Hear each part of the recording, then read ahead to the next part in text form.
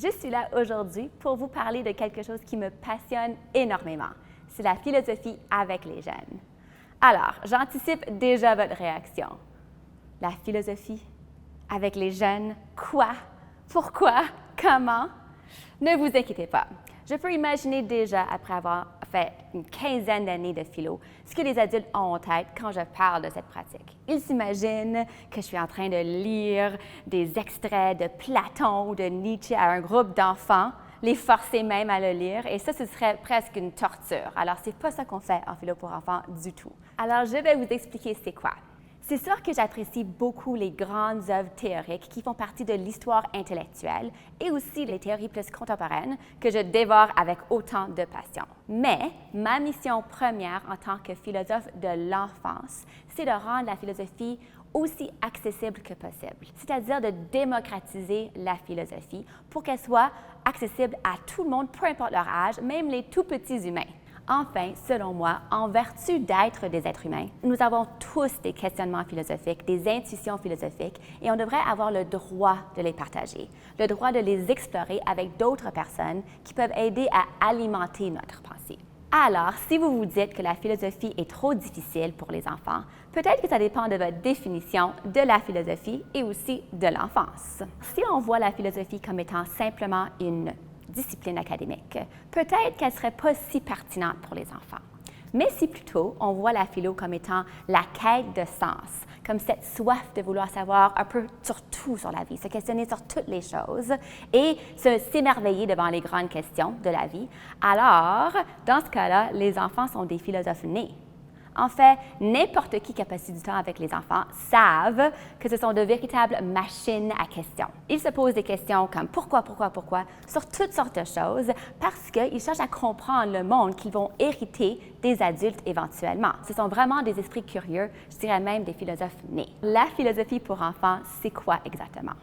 Premièrement, c'est un mouvement d'envergure internationale qui a été approuvé par l'UNESCO pour arrêter, mettre fin au dogmatisme, mais aussi pour promouvoir la paix. Mais la philo pour enfants, ça désigne aussi une méthode pédagogique qui a été développée pour aider les jeunes à penser par et pour eux-mêmes, et c'est une méthode qui est vraiment bien reconnue et utilisée un peu partout à travers le monde. Cette méthode invite les jeunes à devenir une communauté de recherche philosophique ou une CRP. C'est quoi une CRP exactement? Eh bien, c'est un groupe de personnes, souvent des enfants, qui se réunissent autour d'une question centrale, une question qu'ils trouvent même irrésistible, et ils veulent chercher ensemble une piste ou plusieurs pistes de réponse qu'ils trouvent raisonnables ou dignes d'être explorées pour pouvoir ensuite mieux comprendre leur vie, leur quotidien. Dans l'approche classique de la philo pour enfants, ce qu'on vous suggère aux enfants, c'est de lire, de vivre ensemble des histoires philosophiques qui inspirent leur questionnement.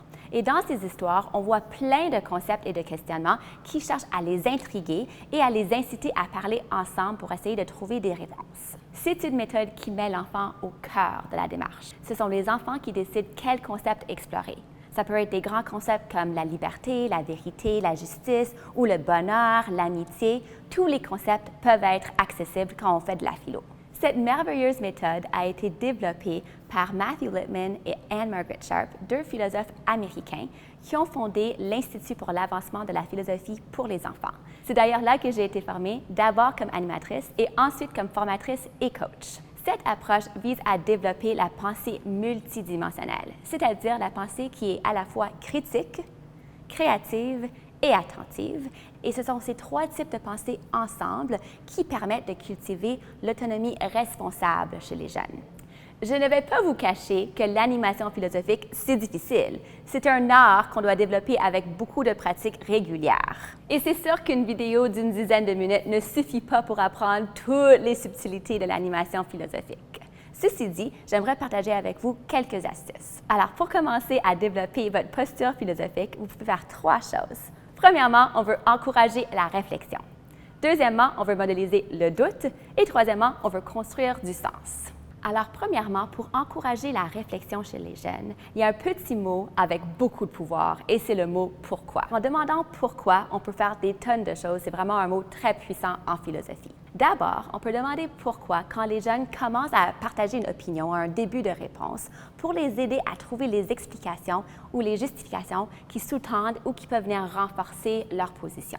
Souvent, en tant qu'être humain, peu importe notre âge, on a tendance à émettre des opinions sans donner de raison. La philosophie nous permet de creuser ces raisons pour essayer d'expliquer. Et une fois qu'on peut expliquer ce qu'on veut dire, ça veut dire que ça ouvre la porte aux autres de construire sur ce qu'on a à dire et même d'embellir et de bonifier notre pensée. Deuxièmement, quand on fait de la philosophie, on veut modéliser le doute. On veut avoir une ouverture au doute. C'est tout à fait normal quand on se pose des grandes questions de ressentir de l'incertitude, de se remettre en question. C'est même souhaitable de le faire. Alors, c'est important d'encourager les jeunes à faire des erreurs, à s'essayer, à tenter et même à changer d'avis. Vous pouvez même essayer de modéliser vous-même douter pour montrer comment ça peut se faire. Et quand vous entendez une interrogation ou un doute, essayez de l'accueillir le plus possible. Si, en doutant, on réalise qu'on n'est pas d'accord, ça aussi, c'est tout à fait normal et encore souhaitable. L'important, c'est d'exprimer notre désaccord avec respect, avec considération. Quand on s'exprime avec respect, ça permet au dialogue d'avancer, d'aller plus loin et donc on peut construire sur les idées les uns des autres. Enfin, on veut construire du sens en démontrant la pertinence de la philosophie dans la vie de tous les jours des enfants. La CRP n'est pas juste un exercice mental, mais une façon de connecter les enfants aux concepts qui sont vivants pour eux dans leur vie en ce moment. En identifiant les concepts qui sont importants pour eux, on peut les connecter à de nouvelles significations qui peuvent les aider à mieux vivre.